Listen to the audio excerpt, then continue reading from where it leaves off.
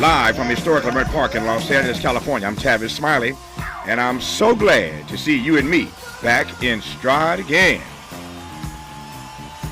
Before we get started with today's show, let me invite you to follow me on Facebook and Instagram at The Real Tavis Smiley, and get updates on X, that's formerly Twitter, at Tavis Smiley. By the way, should you miss any part of today's program or want to catch up on previous shows, you can always visit thetavissmileyshow.com. That's thetavissmileyshow.com, or wherever you get your podcast, and listen to the Tavis Smiley podcast version of this live program at your leisure.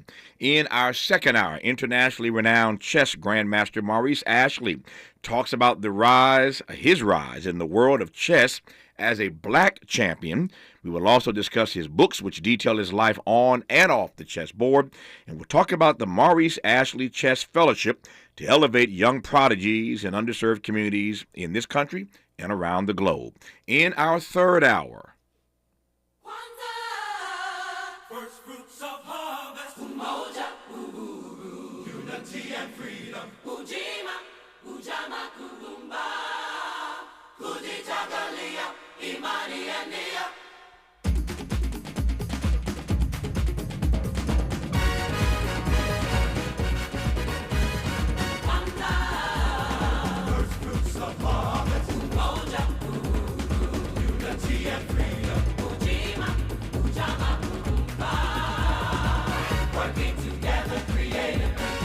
It's the Kwanzaa song from the Sounds of Blackness. Love that track.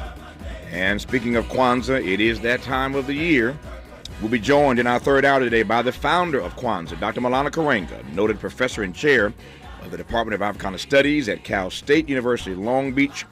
We will talk about Kwanzaa today with its creator in our third and final hour as the season once again is upon us. But in this first hour, let's talk politics with the national affairs correspondent for The Nation magazine, John Nichols.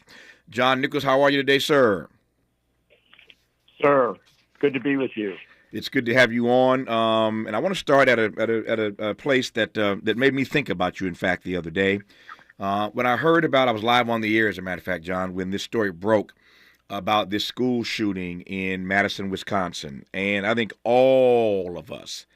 And I do mean all of us, and maybe I can't speak for everybody, but I'm speaking for myself and people I've talked to.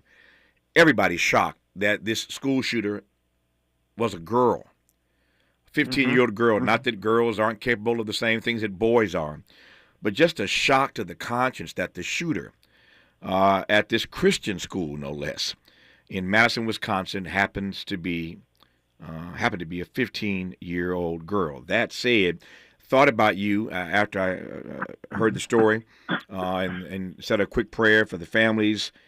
I thought about you because the last time you were on this program, or one of the last times you were on this program, you reminded us that you live in Madison, Wisconsin. You were walking, as you'll recall, on your way into a gathering where the Obamas were speaking on behalf of Kamala Harris when she was running for president. So for those who listen to this program every day, I hope that means you, and you. I thank you for listening every day. But you recall that day when John was on and he was literally walking into the big arena there where the Obamas were speaking again alongside and on behalf of Kamala Harris as she was making her run for the presidency. Wisconsin, an important and key swing state.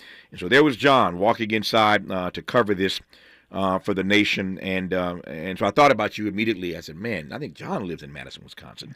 So here we are, talking to you now. Just top line for me, where you were, what your read of this is, were you as shocked as I was when we found out it was a girl shooter? Take it away, John. Sure, I'm glad to talk about it, although also sad because, as many school shootings as we have, it's still everyone should shock us, right? Everyone should cause us to pause, and the danger in our society is if we get casual about this, because then there's no way to stop it.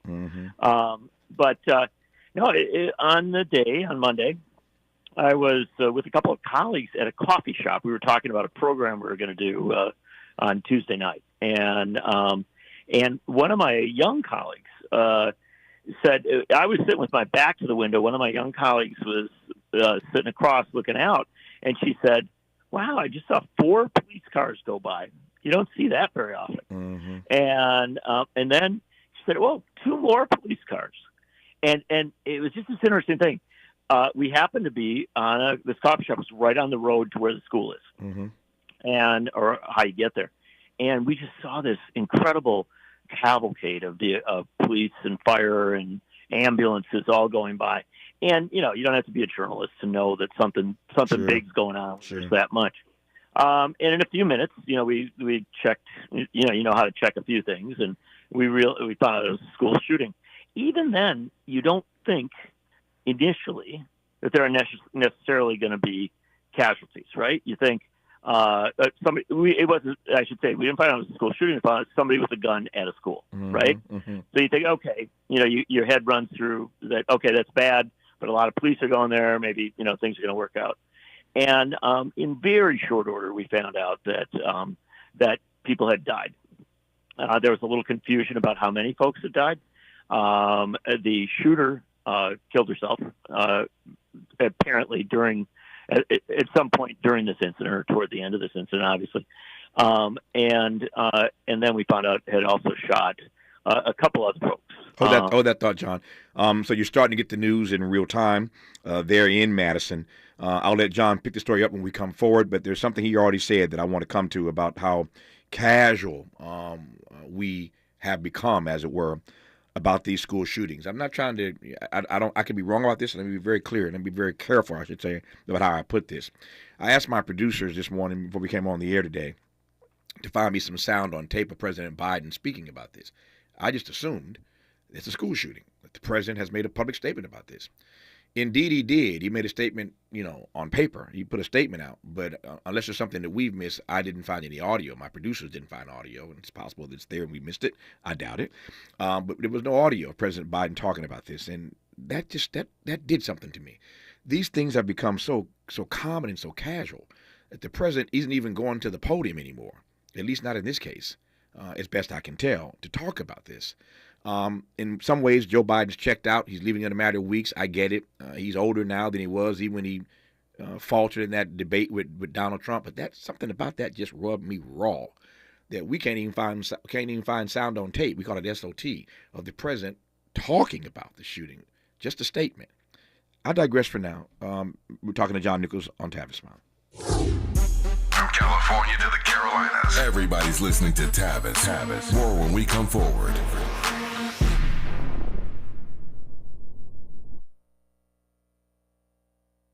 Make a move into a home of your own. With City National Bank's Ladder Up Home Loan Grant, you could receive up to $20,000 that you never need to pay back. Use it toward your down payment, save on closing costs, or to buy down your mortgage rate. Find out more at cnb.com/ladderuphome. City National, here for every stage of the journey. Property must be in a qualifying market in California, New York, or New Jersey. Additional terms and conditions apply. Not all applicants will qualify. Terms are subject to change without notice. City National Bank is an equal housing lender. Member FDIC. NMLS number 536994. Want to play a game with me and Dad? Mommy's not feeling good. You need to vaporize that cold. Vaporize? Yeah, with Dayquil VapoCool. It's Dayquil plus a rush of Vicks vapors. Whoa. Come on, honey. Let's let Mommy rest. You guys are amazing. And so is Dayquil VapoCool. Dayquil VapoCool, the vaporizing daytime coughing, aching, fever, power through your day medicine. And to vaporize sore throat pain, try Vicks VapoCool drops. Use as directed. Keep out of reach of children. Oh no, stomach issues again? Stomach issues? Who are you? Your pancreas. I could be the real reason for your diarrhea, gas, bloating, stomach pain, or loose oily stools. I thought it was my stomach. People often do, but any of these symptoms could mean having a condition called exocrine pancreatic insufficiency, or EPI. With EPI, the pancreas doesn't release enough enzymes to break down food, but EPI is manageable. Use the symptom checker on identifyepi.com and speak with your doctor. That's identifyepi.com. Sponsored by AbbVie. The revolution will not be televised. This is Brother Cornell West. My dear brothers and sisters, I'm full of joy and delight to announce that I'm joining the precious family at KBLA Talk 1580, founded and led by my dear brother Tavis Smiley himself. Yes, The name of the show is Truth Time, and I'll be working with the inimitable Nina Turner out of Cleveland, Ohio, sister of great vision, and we will be on weekday at 12 noon. We will be following Brother Tavis Smiley's show. We will begin Monday, January the 6th. That's right, Monday, January the 6th. Get ready for a different kind of insurrection. We coming with Martin Luther King Jr. and Fannie Lou Hamer and Curtis Mayfield and Aretha Franklin, and gonna add a little Gil Scott Heron too, as Nina Simone sits at the center. That's right. The revolution will be live. That's what we gonna do. Please come with us on this fantastic voyage. The revolution will put you in the driver's seat. Driver's seat.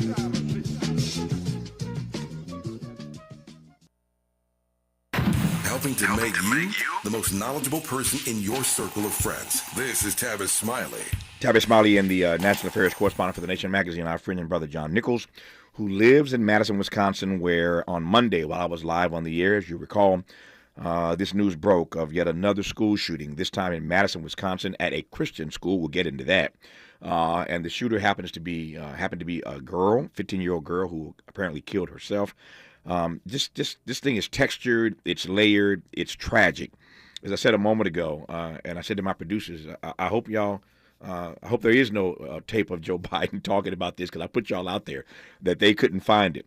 What we did find is a statement from the president. We'll let John opine on that a little bit later about the fact that we're just getting statements now when these shootings happen. No major press conference. The president didn't go to the podium, just a statement. I think that adds to the routine nature of the way we become so anesthetized by these shootings that happen all the time. I digress on that for now. John Nichols, you in the middle of your story, telling me about you and your friends at a cafe in Madison on Monday when the shooting happened. And over the next minutes or hours, you start to put this story together. Pick it up, sir. Yeah, it's very powerful and striking, I think, when you realize, as we did pretty quickly, because the police in Madison do a great job of getting the information out, and that's sort of an underrated part of these moments, right? Mm-hmm. When there is a shooting, everybody hears about it quickly, and then you want to know what happened because you want to know how serious it is it under control, etc.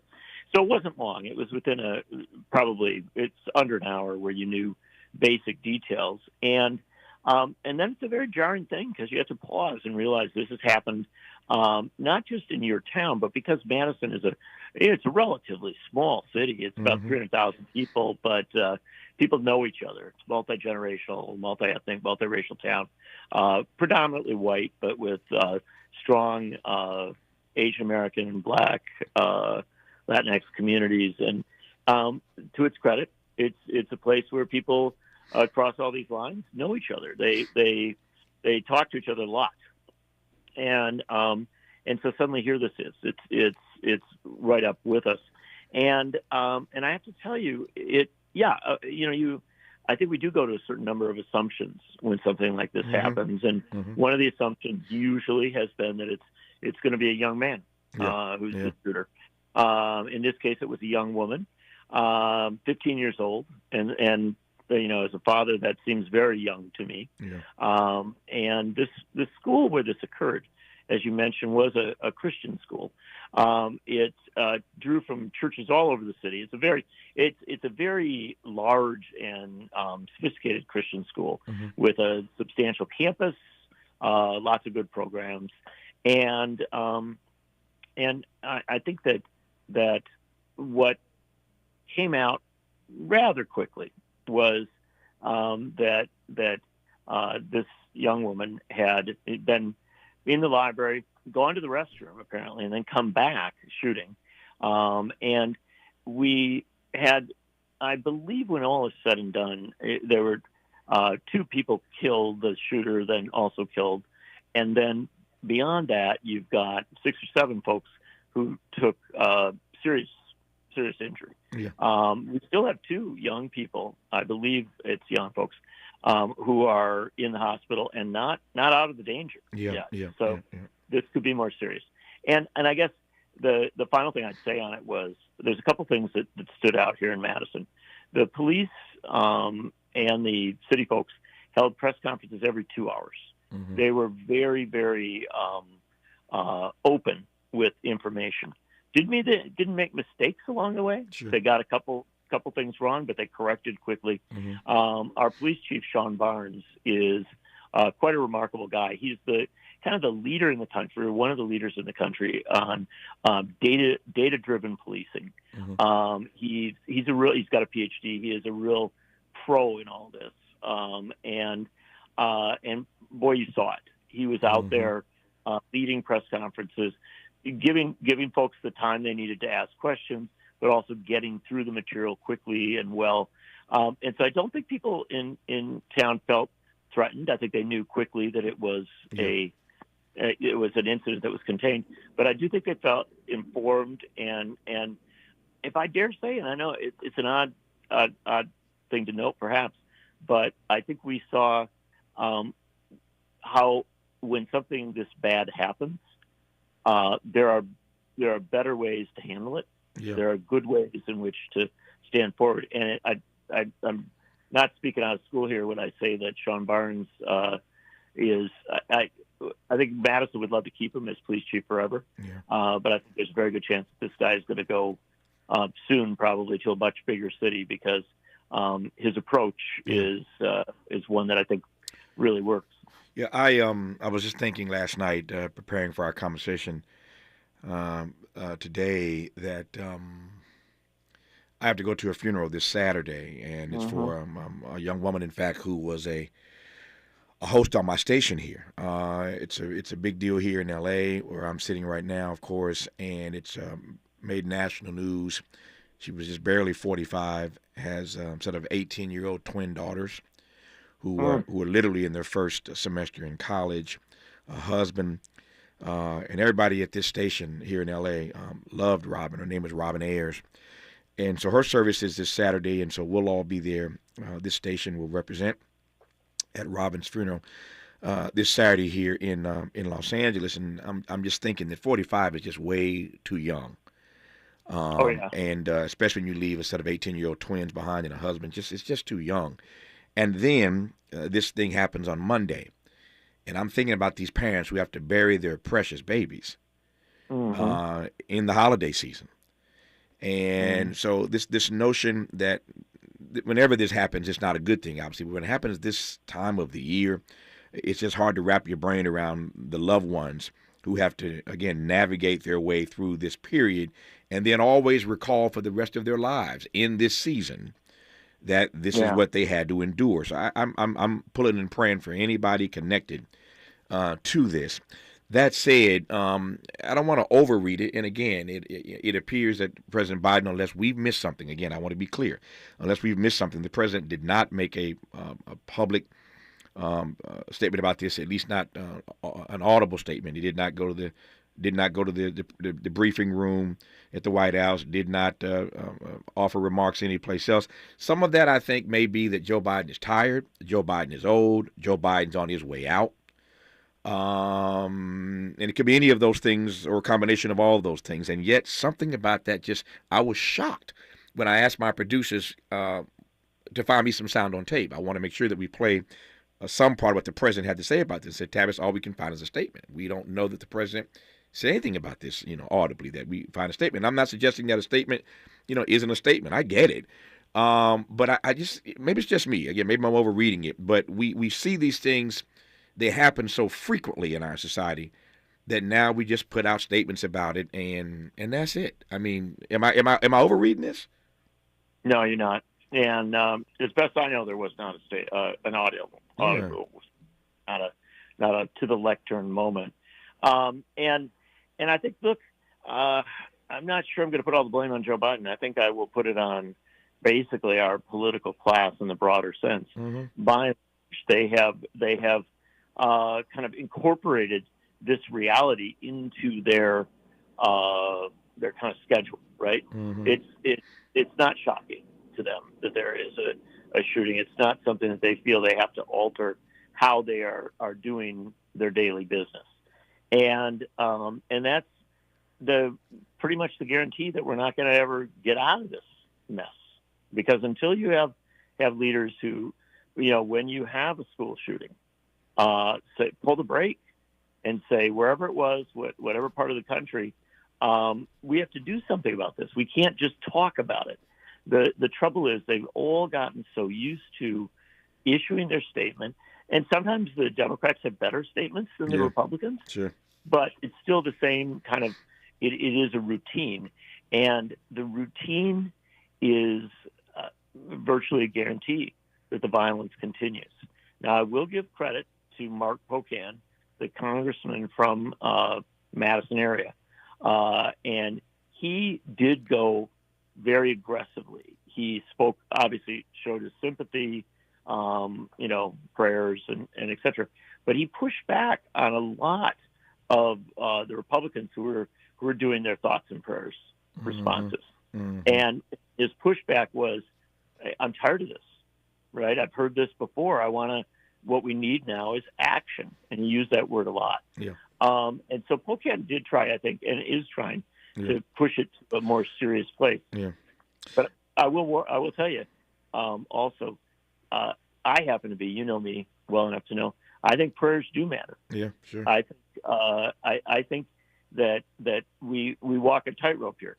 It is absolutely appropriate to offer your prayers to people after an incident like this. I think that has meaning and has power and healing. But I also think that when you have prayers without action, words without deeds, that's where cynicism comes in. No, as you were talking, I said we got to combine two scriptures here, since you want to go biblical with it about prayers. It is true. We are told that the prayers of the righteous availeth much. The prayers of the righteous availeth much. But that same Bible also says that faith without works is dead. So it ain't either or. It's both and. We can pray, but when you get up off your knees, you got to do something. We can't stay on our knees in prayer all the time. And so I'm simpatico with you in that regard. Let me just ask you, there are other issues I want to cover here in this hour, but I didn't want to start this hour, given that you live in Madison. I figured you were connected to this without giving you a chance to sound off on that and to ask you a few questions about it. But let me just ask you whether or not you think it will matter to the nation, because it shocked me. You think it will matter to the nation as these school shootings go that this shooter was a girl? Will it matter? It's an interesting question. I think it may to some, because hopefully it will reveal to people a reality, which is that our young people, whether they are male or female or wherever they're coming from, whatever their age, they have grown up in an age of anxiety. Mm-hmm. And that anxiety is, if anything, more, not less. And when you combine that with all the pressures that are created by social media, pressures that are created by a lot of other factors, economic as well, I think we have a lot of young people. And it isn't just the kind of stereotype anymore. I think we're finding an awful lot of our teenagers who are really struggling a lot. And I think COVID had a role in that. Mm-hmm. I think some of the other things that have happened have had a role in that. Again, I think social media may as well. And so I don't necessarily think we should be surprised that the people who are showing up with guns at school, and remember, this is a tiny minority. This isn't everybody. Yeah. But those who are will come from different genders, different backgrounds, different experiences, because that anxiety is floating and it's real among our young people. Yeah. They're a lot more hurting. Yeah, no, they are hurting. I'm sorry, John. Got about 90 seconds here. My final question on this, and we'll cover some other topics when we come forward. Political topics. Always delighted to be in dialogue with John Nichols. Will it matter to the folk on the right who are always pushing for more guns, that this, in fact, happened at a Christian school? Would that matter to them? I think that I saw some of the social media on it, and I guess there's always an explanation, or there's always an excuse. Sure. So I'm afraid to say that it may not. Remember, we have had shootings at other Christian schools. Yeah. And at churches. In fact, some of the most horrific shootings in the last decade have been at churches. And so I fear that some people have become so politicized on this that even when it comes closer to them, they still erect their barriers. They still have their excuses and their response. But I do like to think that that there may be a few folks who pause and reflect on this perhaps in a different way. Yeah. And look, if you are a person of faith, as I am, you always believe that we learn, right? That we grow, and that sometimes we find new connections. And if it is a connection rooted in horror and tragedy, but it brings us to a better understanding of our duty to try and end this violence, then I respect that. Thank you, John, for taking those questions. I appreciate it. I wanted to spend some time talking about the impact of what happened in Madison on Monday. Again, a story that broke while I was on the air here.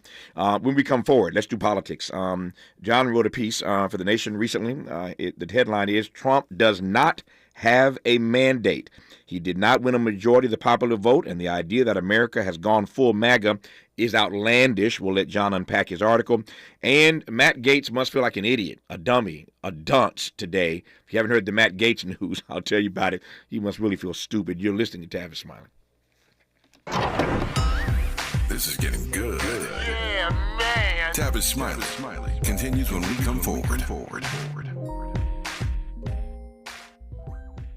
Paid for by government.com. Did you know the United States Mint has issued a new Morgan silver dollar coin in proof condition for the first time? Not only that, they are also minted in 99.9% pure silver for the first time ever in history. Coin experts are calling this an amazing opportunity for anyone that knows the enduring popularity of Morgans. But you must hurry. Only 400,000 of these legal tender silver dollars were issued. These first ever Morgan silver dollars are brand new with stunning mirror-like finish, minted by the iconic San Francisco Mint. Call now and you're guaranteed a new first ever 99.9% pure silver proof Morgan dollar. To learn more, call 1-800-973-9717. If you order now, you will receive a free coin collector bonus pack, a $25 value, free with every order. Call 1-800-973-9717 now to secure your new Morgan silver dollars before they are gone. That's 1-800-973-9717.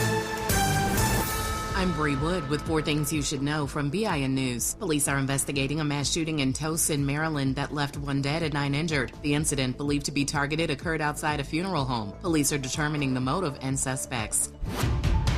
Luigi Mangione is being indicted for the killing of United Healthcare CEO Brian Thompson. He faces 20 years to life in prison if convicted of first-degree murder. The indictment includes a dozen charges, including first- and second-degree murder, as well as several weapons charges.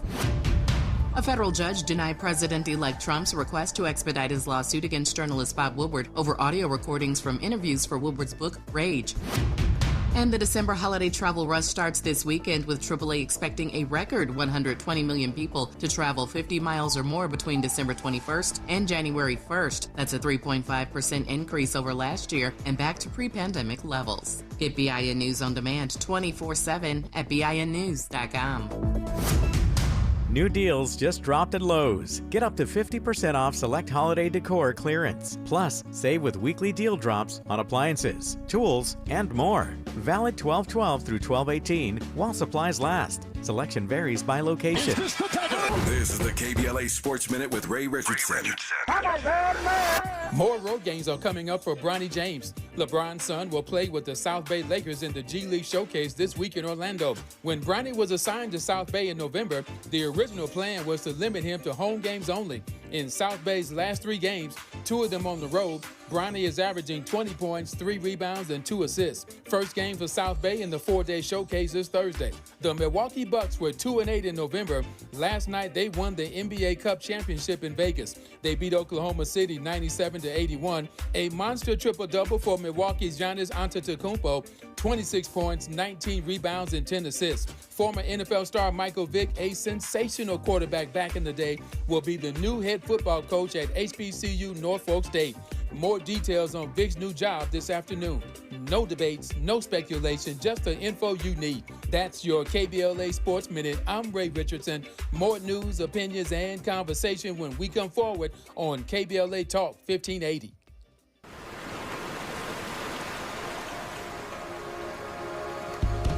On behalf of the Ayers family, KBLA Talk 1580 announces the public funeral services for our very own Robin Ayers on Saturday, December 21st, 12 noon, in the living room at the Faithful Central Bible Church, 400 West Florence Avenue in Inglewood. Robin will be sorely missed by all who knew her and the many lives she touched. We will hold on to our fondest memories forever. Family and friends are invited to come celebrate Robin's joyful life Saturday, December 21st at 12 noon in the living room at Faithful Central Bible Church, 400 West Florence Avenue in Inglewood. KBLA Talk 1580 extends sincere condolences to the Ayers family. Robin will always be in our hearts.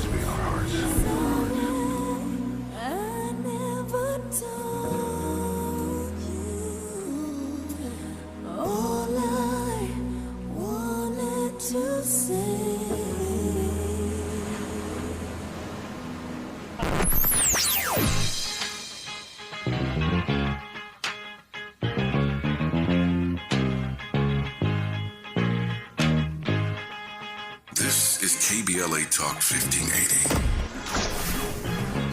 Talk radio. That's music to your ears.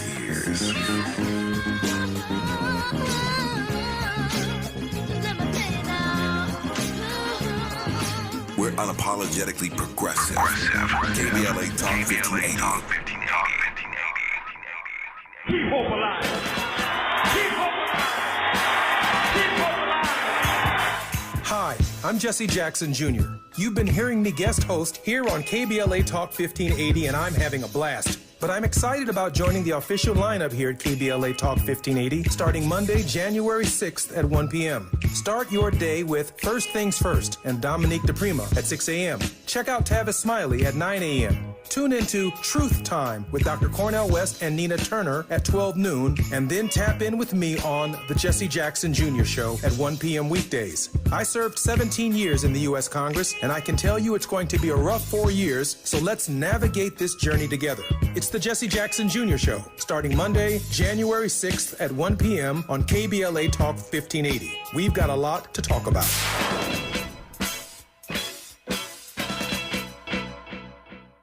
Mayfresh Daily in the Mert Park, Los Angeles, California. You're listening to Tavis Smiley. Tavis Smiley and John Nichols, who is the national affairs correspondent for The Nation magazine, one of my favorite guests.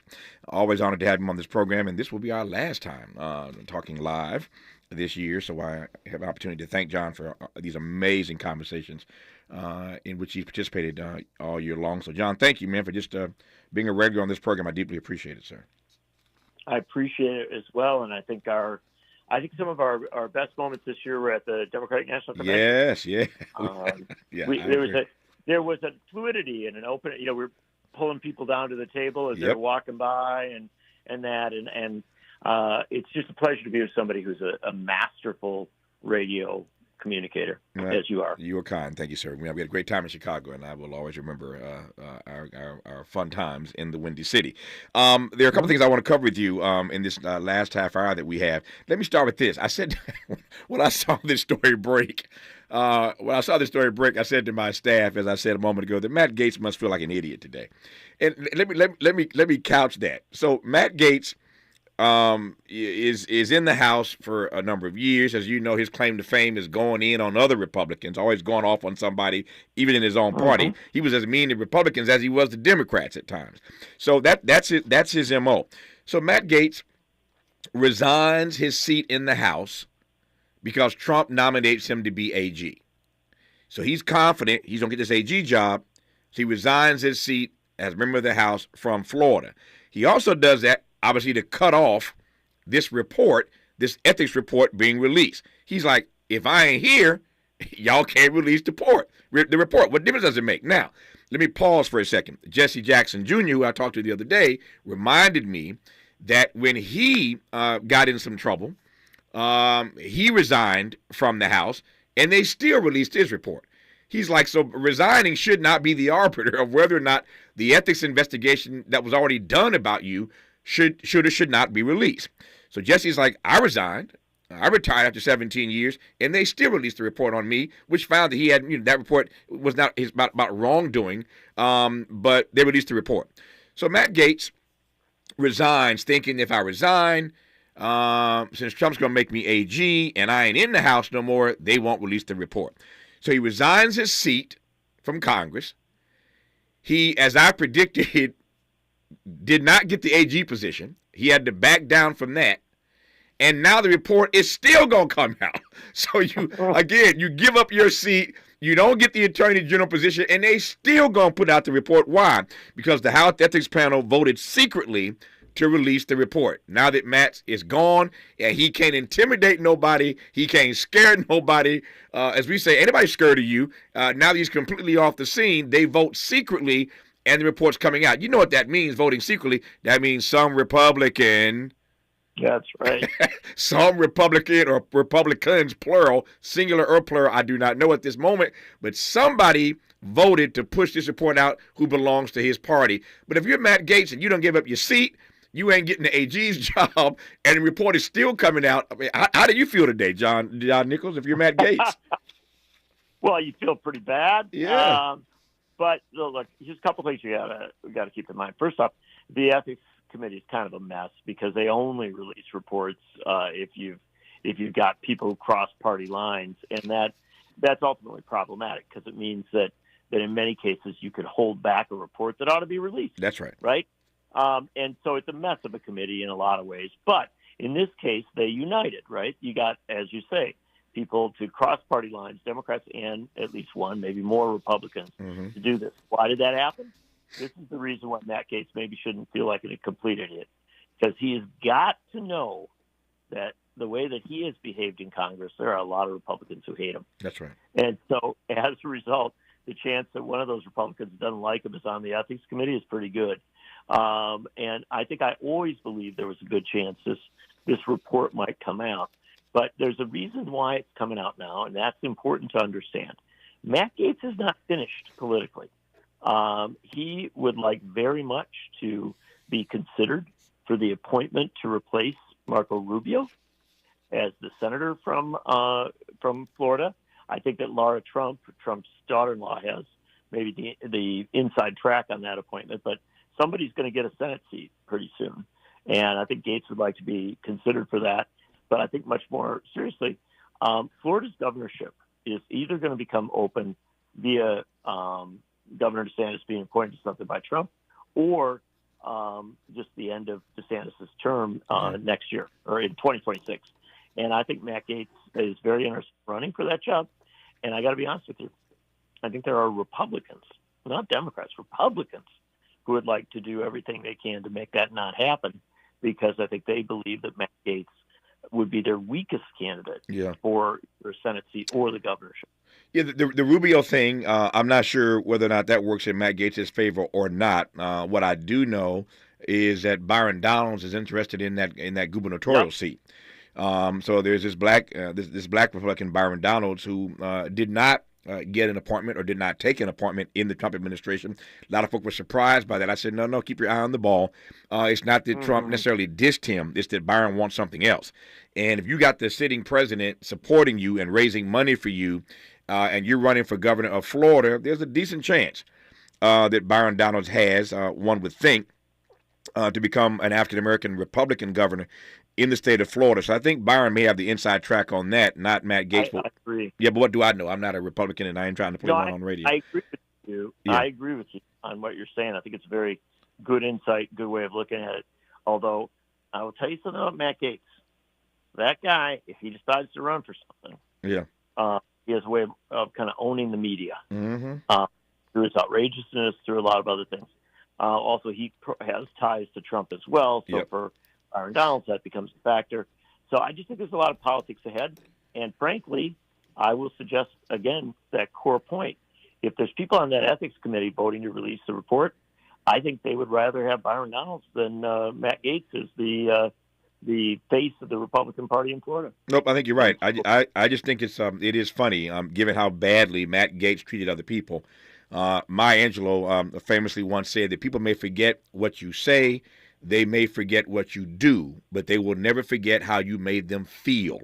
And that works both ways. If you made them feel special, they'll always love you for that. If you made them feel like an ant and you stepped on them and tried to squash them, they won't forget that either. People never forget how you made them feel, no matter what else they may forget. And a lot of Republicans have not forgotten how Matt Gaetz has made them feel over the years, which is the point that John Nichols made. Speaking of the media, John just mentioned the media. We are told by the New York Times, and I love this. I wrote a book some years ago called Fail Up. And the book was about the 20 worst mistakes I'd made in my career. It was the occasion of my 20th anniversary in the broadcast business. And the publishers wanted me to write a book about, 20 great stories that I could share of things I had encountered or done or witnessed in the course of my broadcast career. 20 great stories about Tavis's career. And I wasn't so turned on by that idea. I said, let's flip it. Let's do something that nobody else would do. And they said, what? I said, what if I write about the 20 worst mistakes I've made in my life? The 20 worst mistakes I've made in my career, and the lessons I took away from those mistakes. They came with me, and we wrote the book, one of the best-selling books of the 24 I've written, one of the best-selling books. I think people just wanted to know my business, wanted to know my dirt. But anyway, the book sold, and the title of the book is called Fail Up. But the ultimate persons in this country who fail up are the good white folks. Sorry, John. The good white folk, particularly the white males, always have a way of failing up. The New York Times reports that Matt Gaetz is now set to join the conservative One America News Network as an anchor in January. How fast did that happen? He already has a job as a network anchor come January. That's what I call failing up. I digress for now. When we come forward, we'll jump straight to John's recent article that Donald Trump does not have a mandate. Never mind what you've been told by the mainstream media. That is how John Nichols sees it. We'll let him unpack it when we come forward on Tavis Smiley. Generous listening. Charitable listening. It's why everybody wants to talk to Tavis. The conversation continues when we come forward. We asked seniors how to prevent Medicare scams. My best advice, if you get a phone call, do not talk to the person. These people are well trained. Don't talk to them. They don't know me. They're just trying to scam me. Don't be fooled. Hang up. Just hang up. Never give out your Medicare number. They're going to get your number to put in a false claim. If I get a call from someone, I don't pick up the phone. And should I pick up the phone and they ask for information, then I hang up. How do you detect Medicare fraud? Just like I check my credit card statements, I check my Medicare statements monthly. Scammers can get a hold of your number, order medical devices through your account, and you're not even going to know about it if you don't look at your statement. Check your statement every month. If you get your statement and you see something that you know you did not have done, you report it. Call your Senior Medicare Patrol. To report Medicare fraud, call the Senior Medicare Patrol at 855-613-7080. Somebody bring out the confetti, baby! Starting Monday, January 6th, KBLA Talk 1580 has a new midday lineup. I'm excited. Are you ready for Tavis Smiley, Dr. Cornel West, Jesse Jackson Jr., D.L. Hughley, and E. Quarterly Corte back-to-back? Oh, my God. Are you really ready for all this smoke? I'm ready, brother. Yes, we still have Dominique DePrima in the mornings and Zoe Williams in the evenings, but middays just got lit on KBLA Talk 1580. We on fire. All across America, people are talking about our new midday lineup. Starting Monday, January 6th, our KBLA 1580 app downloads are on fire because everybody's going to be tuning in. Yes, I love you guys. You are the bomb. Now would be a good time to hit up SMB at KBLA1580.com if you want folks to hear about your business or brand. That's SMB at KBLA1580.com. It's going up in 2025 on KBLA Talk 1580. It's going up. That's what I want. If you're living with dry age-related macular degeneration or dry AMD, you may be at risk for developing geographic atrophy or GA.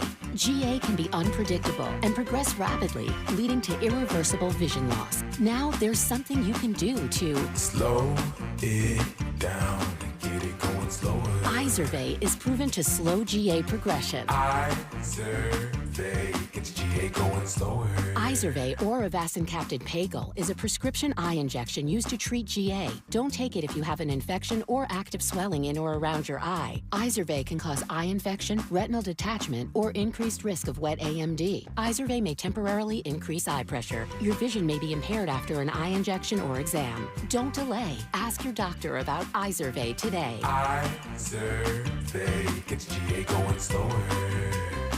Visit Izervay.com. That's IZERVAY.com.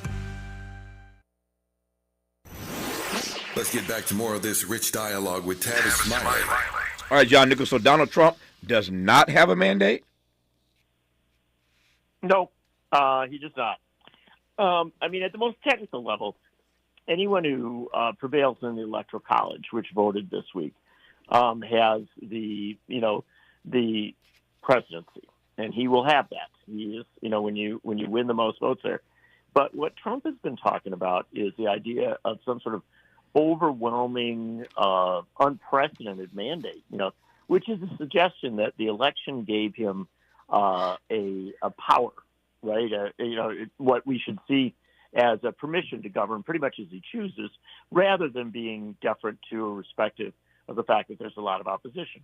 The thing I remind people of is that Donald Trump did not get 50% of the vote. He's down below 50%. That means that a lot of people voted for Kamala Harris. Some other folks voted for third parties, including our friend Cornel West. Mm-hmm. And so when you add the votes up, he didn't get a majority of the vote. So that's not a powerful mandate when most of the people who cast ballots didn't want you to be president.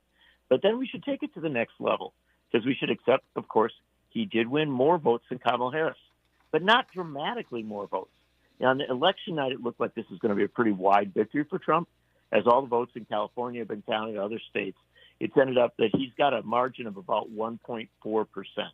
That's one of the smallest margins of victory in the history of American politics. Dramatically smaller than Joe Biden in 2020, dramatically smaller than Obama got, smaller than Bush in 2004, smaller than a lot of people who've been president of the United States. And so, again, this is not some sweeping thing. But the last thing I'll point to is that this week we had the Electoral College vote. Mm-hmm. The Electoral College vote tells us that Donald Trump became president because three swing states voted for him.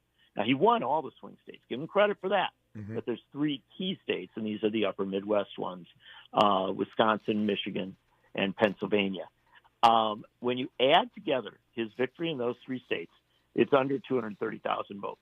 What it means is that if 114,000 people out of the 150-some million that voted, if 114,000 people had chosen to vote for Kamala Harris, not Donald Trump, Kamala Harris would have been elected president when the Electoral College met on Tuesday.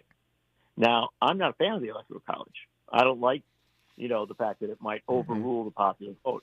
But what I do think is that people should understand that Kamala Harris came within 115,000 votes, a shift to 115,000 votes of becoming president of the United States. That does not sound like an overwhelming mandate for Donald Trump. This is why I love John Nichols. He does the research and breaks it down as only he can. So for those of you who are still upset that Donald Trump won, and that means pretty much everybody listening to this program, I think, Kamala Harris ran a joyful campaign and got within 115,000 votes of actually flipping this in the other direction. So all the talk that Trump has a mandate, not really true.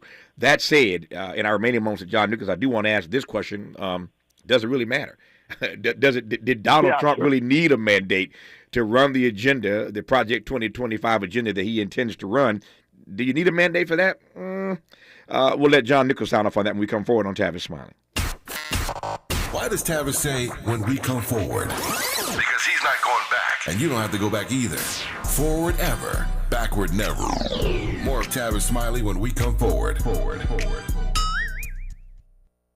If you're like me, 60 and retired, making ends meet, especially here at the supermarket and drugstore, is tough. I'm so blessed to have found benefitscheckup.org. It's a free and confidential website from the National Council on Aging that connected me to $1,200 a year in programs that help pay for food, medicine, utilities, and more. Maybe it can help you. benefitscheckup.org. You know where you want to go in life, and City National Bank can help. City National knows the dedication it takes to build your vision for the future into a reality, and our team is here for you. We have a wide range of options to help, from personal savings accounts to interest-bearing money market savings accounts and more, all designed to help you get where you want to go. City National, here for every stage of the journey. Learn more at cnb.com. City National Bank is a subsidiary of Royal Bank of Canada, member FDIC. KBLA Talk 1580. We've got a lot to talk about. KBLA Talk 1580, connecting you with services and solutions. The Autopsy Initiative provides a second autopsy free of charge for victims' families who have lost their loved ones due to a police-related death. The services offered through the initiative include the completion of a second autopsy, disclosure of preliminary findings, and a final autopsy report. A police-related death is when an individual is harmed by police officers using deadly force, which results in an individual's death. Police-related death includes in-custody deaths, including those that arise during contact with law enforcement officers during arrest, pursuit, booking, transport, or incarceration. The Autopsy Initiative has a team of board-certified pathologists on call. An autopsy request may be completed by anyone with a close relationship with the victim, which may include the victim's spouse, partner, relative, close friend, or lawyer. To request a free second autopsy for a victim of police violence, please visit knowyourrightscamp.com. That's knowyourrightscamp.com. Then click on Autopsy, then click on Request. At KBLA, we believe in justice for victims of police violence. We say their names, and we don't black down. This is a community call to action from KBLA Talk 1580. After you use Bounce Dryer sheets and realize how fresh, soft, less wrinkled, and less staticky your laundry can be, you'll put a sheet on your every time. Like those socks that smell like they've been through a marathon. Or that blanket that's got wrinkles on its wrinkles. Maybe even your chatty coworker who keeps distracting you. Okay, Bounce Dryer sheets can't do it all. But for fresher, softer, better laundry, put a sheet on it with Bounce. Sometimes he fails at fitting in, but we're okay with that. You're inside the Tavis Smiley Show. You are indeed with John Nichols for the next 4 minutes. 4 minutes left here with John Nichols. We've been talking about his piece recently for The Nation magazine. Trump does not have a mandate. John just broke down for us, in case you've just tuned in, that if Kamala Harris could have swung this thing by 115,000 votes in Wisconsin, Michigan, and Pennsylvania, she could be the next president of these United States. Didn't quite work out that way, but that's how tight and close this thing was ultimately.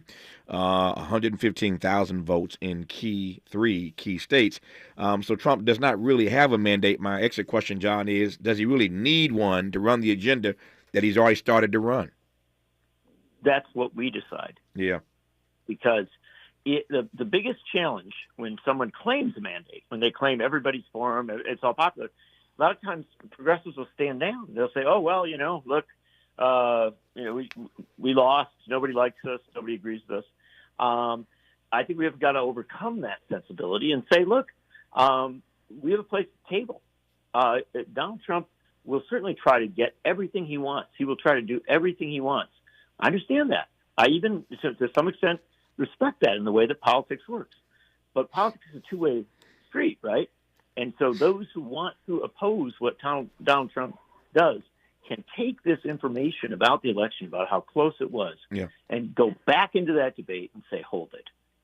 More than half of the people that voted didn't want Donald Trump to make all the decisions. Mm-hmm. So we want to speak for that majority out there that's looking for an alternative. So does it matter? Yeah, it matters if we decide it matters. No, I receive that. I completely receive that. Let me ask you this. Donald Trump successfully sued ABC News. My view is, as I've said all week long, that they caved and gave him the $15 million for his library and $1 million to cover his legal fees. So $16 million all in. ABC caved. I think that's scary and dangerous and chilling. Donald Trump, the next day, as I predicted, went after the Des Moines Register and Gannett. The New York Times, CNN, others are in his crosshairs. They're on his list. And it would not surprise me if John Nichols and The Nation got a letter one day from Donald Trump. So are you bracing yourself? Look, I'm prepared for the reality that governments have historically gone after journalists who speak truth to power, who challenge what they want to hear. You know that, and I could turn it back on you, my friend. You might get a letter at some point. And I dare say that you may be front of that line. But look, here's the bottom line. Yeah. I've seen Democrats and Republicans abuse the freedom of the press protection. We were just talking about mandates and things like that. Let me put it this way. freedom of the press in this country is only as strong as our willingness to defend it. Yeah. Right? Yep. And ABC failed. Yep. I would hope that others will be bolder and stronger. If they are, there will be fewer of those letters. If they are not, there will be more of them. There was an article very quickly. The New York Times some time ago did a story. Now, don't quote me on this. It's like some strange number, like the 112 people that Donald Trump hates the most, given what he said about them on social media. And yours truly, Tavis Smiley, was one of those persons featured in this New York Times huge article about the person that Trump hates the most in social media, given the things he said about us in social media. So that's a long way of saying that my attorneys, John, have been put on high alert. They've been notified. so you're right. It may be me before you, but it may be both of us at the same time. We shall see. Whatever it is, we are brothers, and we're going to stand together. John Nichols, I appreciate you. Love you, man. Thank you for your time. Happy holidays. Thank you for your time. Happy holidays, and I'm proud to stand with you, my friend. Thank you, sir. More of Tavis Smiley when we come forward.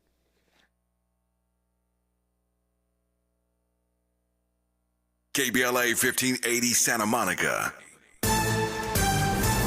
I'm Bree Wood with 4 things you should know from BIN News. Police are investigating a mass shooting in Towson, Maryland that left 1 dead and 9 injured. The incident, believed to be targeted, occurred outside a funeral home. Police are determining the motive and suspects.